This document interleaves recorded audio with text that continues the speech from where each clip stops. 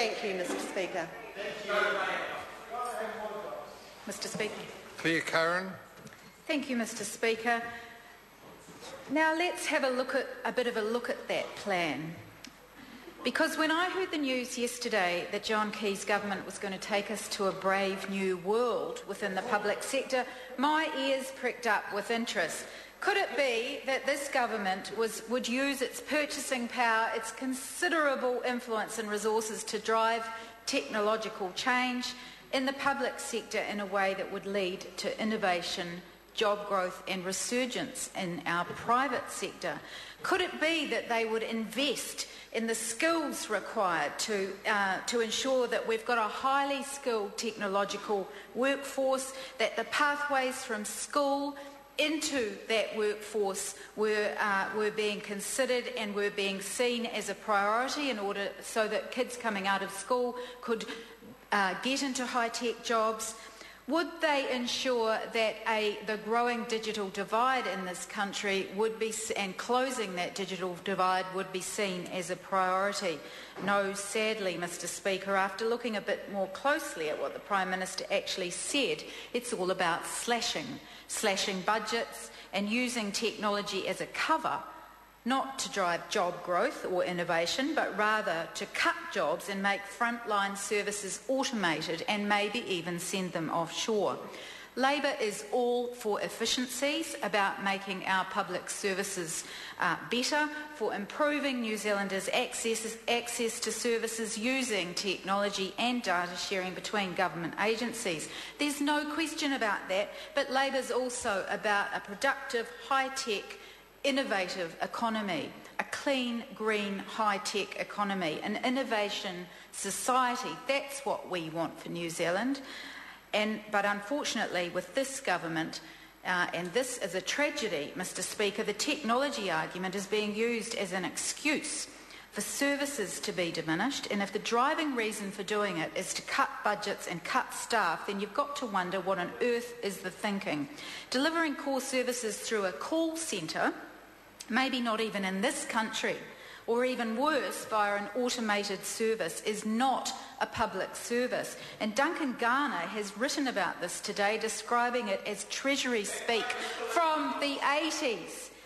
That's not future talk, Mr Speaker. That's talk very much from the past. And then there's the spectre of user pays.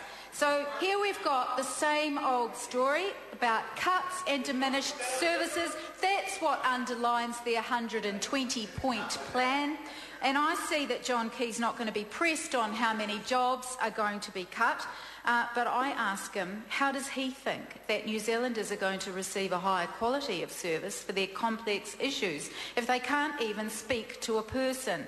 And I see that he's reported as saying that people will be able to use their smartphone to apply for passports and other things rather than have to wait in lines in offices. Well, two things, Mr Speaker. One, many people don't even have smartphones.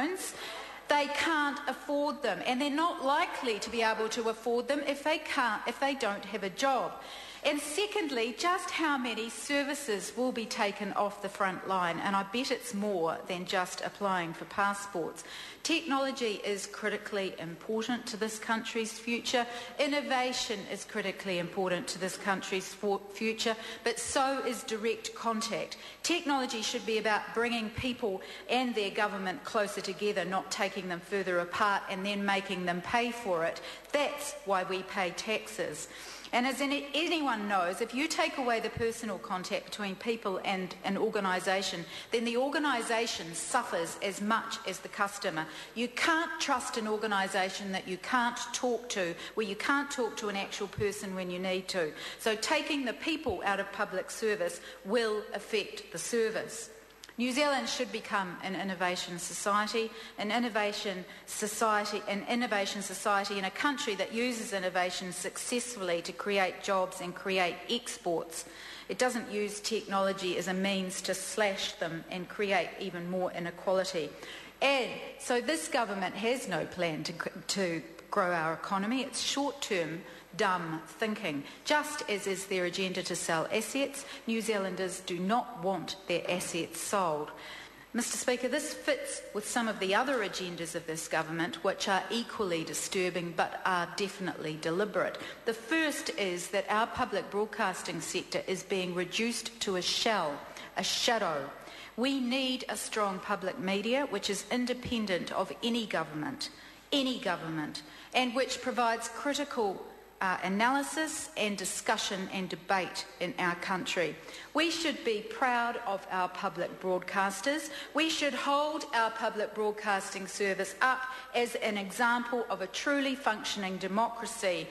Just like most of our fellow OECD countries, it should be part of the fabric of our democracy. Instead, what have they done? They've frozen Radio New Zealand's funding. They won't be able to provide their current services under their current funding model. They've stripped TVNZ of its charter. They've made it become fully commercial. They've axed funding to TVNZ7, which is our digital public TV station, which punches enormously above its weight. This has happened at the same time as cosy and dubious relationships are emerging between government and their corporate media mates.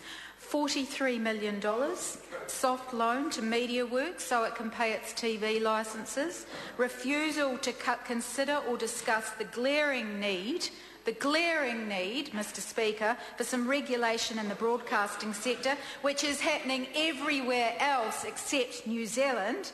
Why? Because that would affect its mate Sky TV, which dominates the pay TV market, and is now doing deals with TVNZ to put even more content behind the paywall, meaning that great tracks of TV won't and can't be seen because people can't afford the subscription. And meanwhile, and most disturbing, this is all shrouded by the growing scandal of political interference. And there's clear evidence emerging of overt political interference by this government in our media to promote their own agendas. You've heard my colleague Grant Robertson today in question time question the Prime Minister about his free hour on Radio Live. The Prime Minister became strangely silent today on the extent to which he was directly involved in determining the content of what he described as an election-free zone, but which could be described as a free hit. Mr. Speaker, I know that many people are grappling with the extent of these issues out there in our community, and more people are starting to speak out about them. Many people are saying, how can this sort of thing be happening in New Zealand? Why are they doing it? They haven't got a plan, and they don't want public scrutiny of where they are failing. And it is happening. It is happening in our country. And more people are waking up to that. And we should be fighting against any perception of government interference in broadcasting. This government doesn't seem to give a toss. Broadcasting programming matters should be a responsibility of New Zealand On Air. They're not the business of government ministers, prime ministers or anyone attached to a political party. In any other country where the Prime Minister's electorate chair is involved in programming, and where the government gives soft loans to broadcasters, and where the Prime Minister gets a free hit on airtime, this would rightfully be regarded as corrupt. And I agree with that sentiment. Just before the election, Mr. Speaker, a program was screened on TV in 3 called Inside Child Poverty. It was controversial. It provided an evidence base for an issue that we all know is very important and concerning for our country right now. Too many children are living in poverty. Yes, it invited debate and discussion, but it was a good thing to have that discussion out there. But in January, we discovered that the Prime Minister's man didn't like it and had complained to the board chair and the CEO before that program was even aired. And now we've got that man, his own electric chair, on the board of New Zealand On Air, deeply involved in making funding decisions about funding and the content of programs which are promoting the government's own agenda. whānau ora, the government's own agenda, and are scrambling around inside TV3 and in New Zealand On Air to cover their backs. How could this happen in our country? Isn't New Zealand On Air charged to be independent and fearlessly protecting public broadcasting values that are independent of politics? Is New Zealand On Air funding propaganda? How can someone so close to the Prime Minister be allowed to be involved in these decisions, Mr Speaker? New Broadcasting Minister Craig Foss has the extremely difficult job of reassuring the public that the government has credibility and integrity in terms of broadcasting. So far, he's not doing very well. New Zealand On Air's integrity is damaged, and it's time for a serious review of how it operates. Mr Speaker. Simon Bridges.